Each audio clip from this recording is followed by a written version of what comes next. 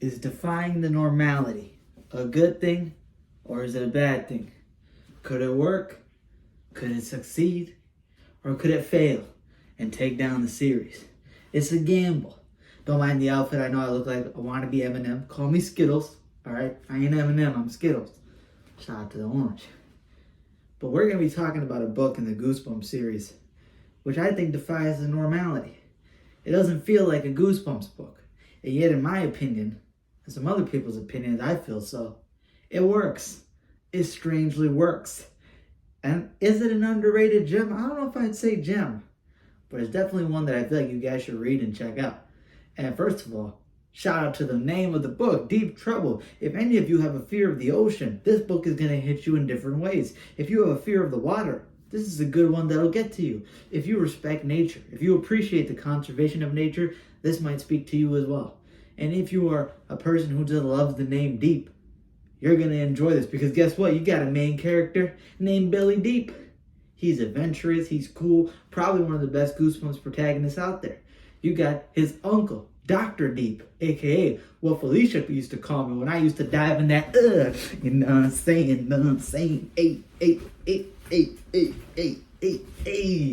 You know what I'm saying? Call me Dr. Deep.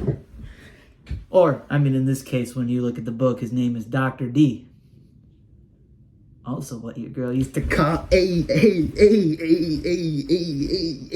know what I'm saying? But anyway, we're talking about Deep Trouble.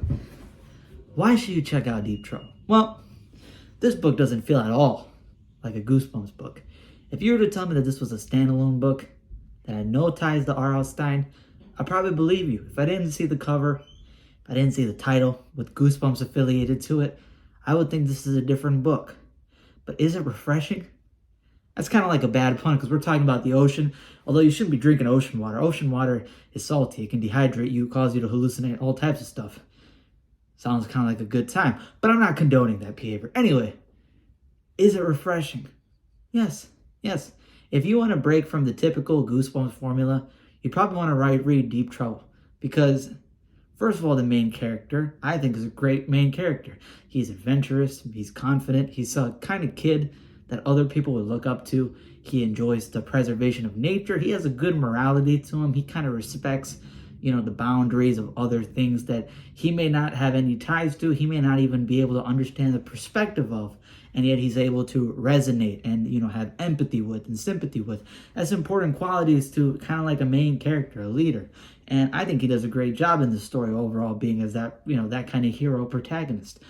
Dr. Deep, the whole scientist angle, the idea of, should we explore? Should we venture? What are the limits to that? How much should we get involved with wildlife?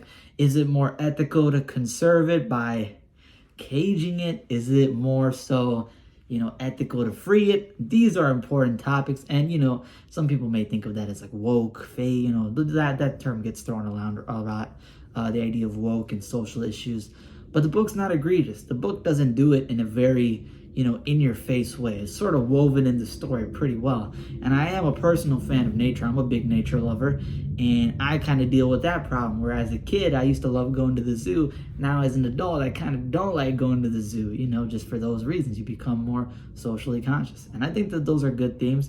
And while that doesn't overpower the book, which is good to me, it still adds to the story. It adds to the depth of it, the moral lessons that come behind it. And I think it's done in a creative way. Honestly, if you were to tell me that this was going to become, as I swat away this fly, you know what I'm saying, wax on, wax off, as you talk about the story, you kind of feel like this could become a Disney movie. I could see this as a Disney movie. It's got mythical creatures in it. Ones that are not too scary. They can be creepy, but not too scary. You've got some scares in there that are not too over the top. You're going to have some scary scenery in there, but that could still be, pretty much greenlit. This has the ideas of like a Disney story. And while that may not seem appealing at first, a Disney original film like this would be pretty fun to watch. And if you just go in with that mentality that I just want to read a fun, adventurous, wild story with some probably, deeper themes behind it, this is the book you should read. So without that setup to it, what is the book about? You might be wondering if you've never read it. Well, without giving too many spoilers away, This book is about Billy Deep and I believe his sister Sheena Deep being on this kind of research boat with their uncle Dr. Deep. Dr. Deep is a scientist. He's this marine biologist who studies wildlife, he studies ocean creatures, and he kind of prioritizes, what every, marine biologist and scientist kind of does, which is learning more, right? Learning more about nature, learning more about flora and fauna, trying to find endangered species, all these adventurous things, because to him, researching wildlife is fascinating. It's his whole life. He basically lives his entire life on this boat and does research. It's his passion, He also has a protege called Alexander, kind of this tall, more fit type of teenager kid, younger adult kind of guy who's sitting there and kind of learning from Dr. Deep. And you have Billy Deep, who's, his nephew. And Billy Deep, I'm talking about respect in nature. I'm beating up this fly right now.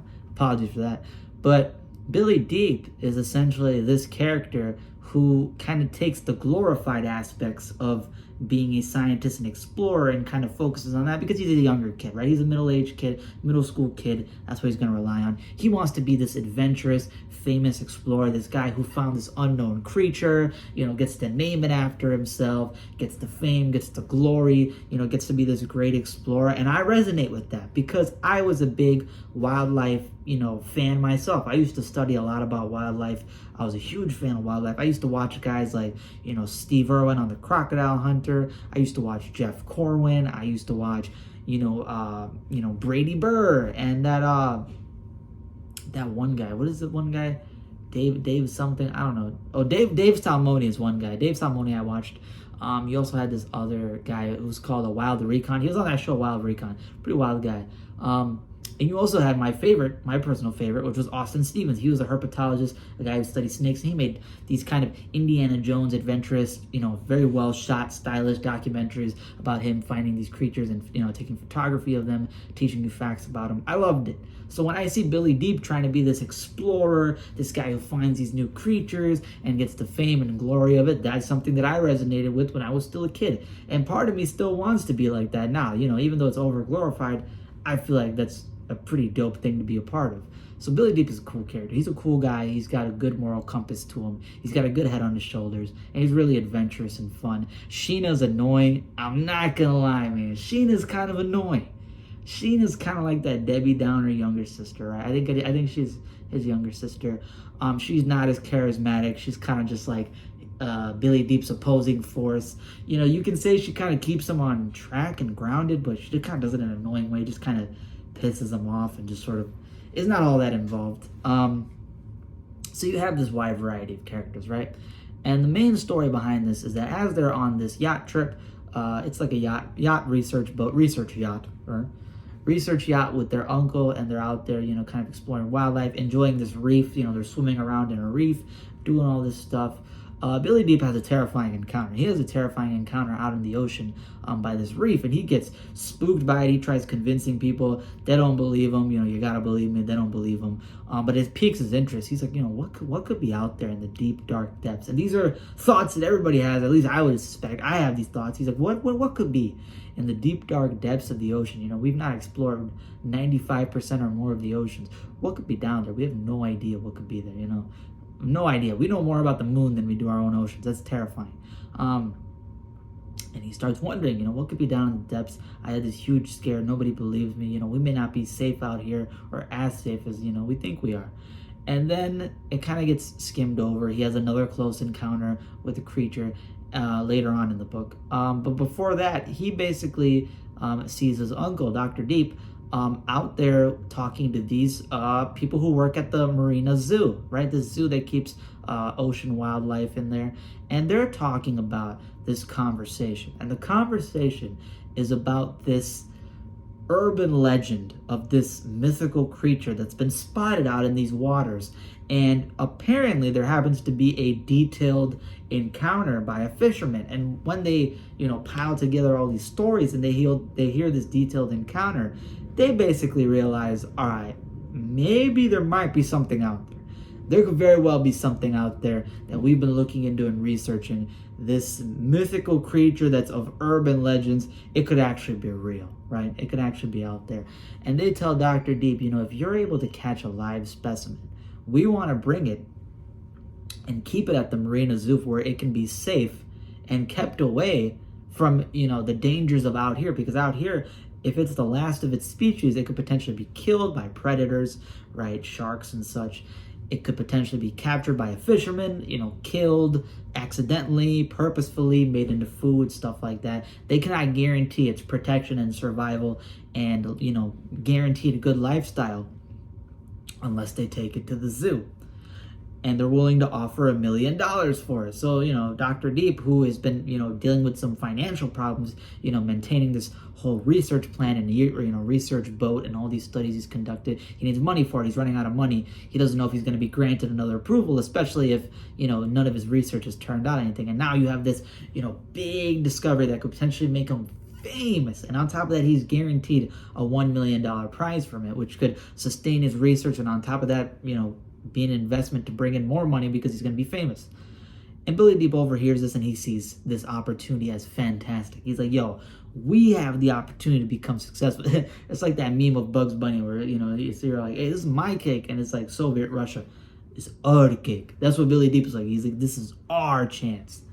And he basically takes the opportunity. He becomes adamant on finding this mythical creature, becoming famous off of it, making it his big debut moment. And as the story progresses, you start seeing the moral struggle of, could there be more to finding this creature than meets the eye? Although it may be a wild and fun adventure that could lead to this, fame and, stardom and the ability to do something incredible, would it be the most morally ethical thing to put that creature within a cage and behind boundaries and stuff like that? Ideas like that get brought up, and I thought it's very deep and has more substance than most Goosebumps books do. There are a few Goosebumps books out there that have deep morals. You have Ghost Next Door, you have The Haunted Mask, right? You have stories like, that. I heard How I Learned to Fly has some stuff like that, again, stuff that could be like Disney movie stuff. And I read books like My Evil Twin. My Evil Twin had one deep moment in there. It has stuff like that. Goosebumps occasionally has those moments of bright lights where there are these very, great moments that could potentially, light up a story and make it incredible. This book has that potential. So if you want to read a Goosebumps book, because I'm not going to give any more away, because that would be spoiling. I can't even talk about what the creature is because it'd be spoiling the whole story. So just know there may be a mythical creature out there that they're hunting, and just going to explore the boundaries of it. This book could be refreshing for you to read. If you're getting a little bit burnt out on Goosebumps, the classic formula, the 57th Slappy book that's come out, the sequel of Lawn Gnomes that nobody asked for. If you're getting tired out of that stuff, you might want to read Deep Trouble, because Deep Trouble, I think, is a unique book. It feels like a much different book. Doesn't feel like a Goosebumps book. Feels like something you could watch as a Disney original movie.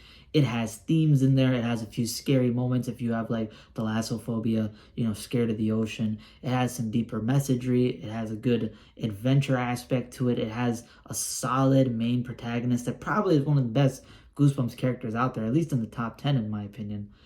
And yeah, if you want a good tale, if you want a good story, I would suggest reading Deep Trouble. And it might help you with your burnout, and it might see some spark back in you to read more of Goosebumps, to check out more of the odd books, the books that are more like, Ghost Next Door, How I Learned to Fly, Deep Trouble, books that people say don't feel like Goosebumps books, and yet they exist.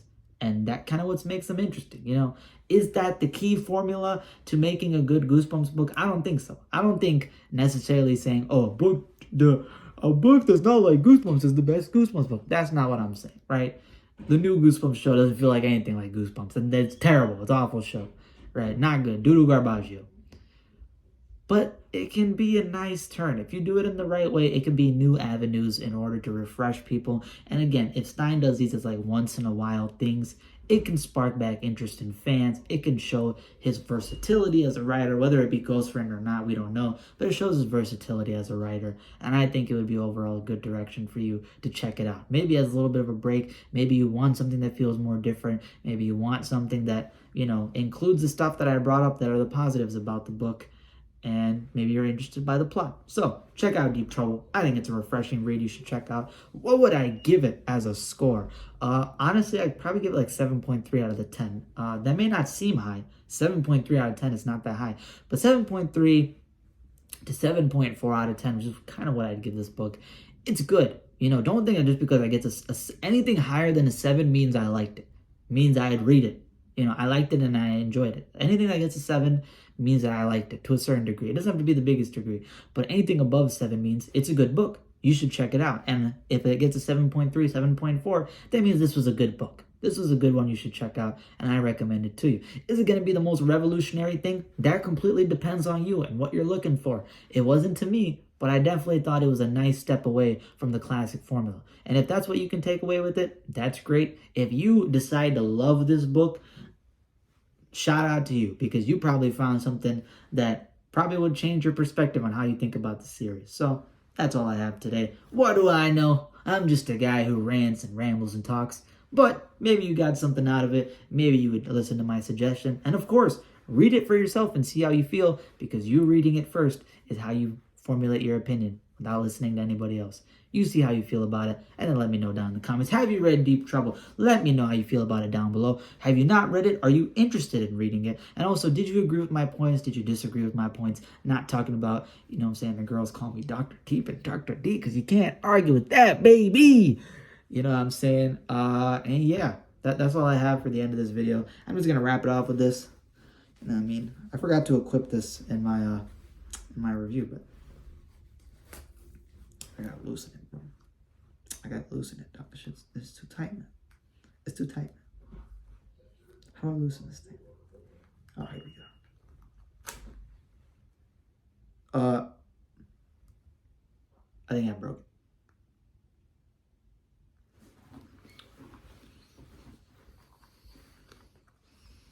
This is not the Ku Klux Klan, by the way. It's Blackwood.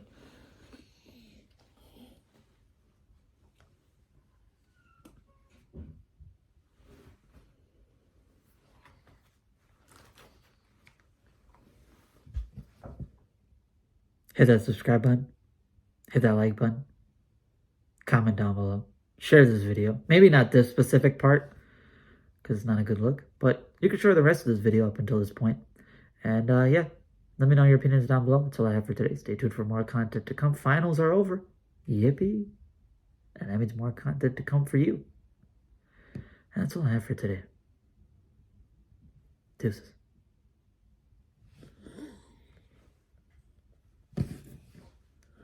Do you think this is the lowest point in this channel's history?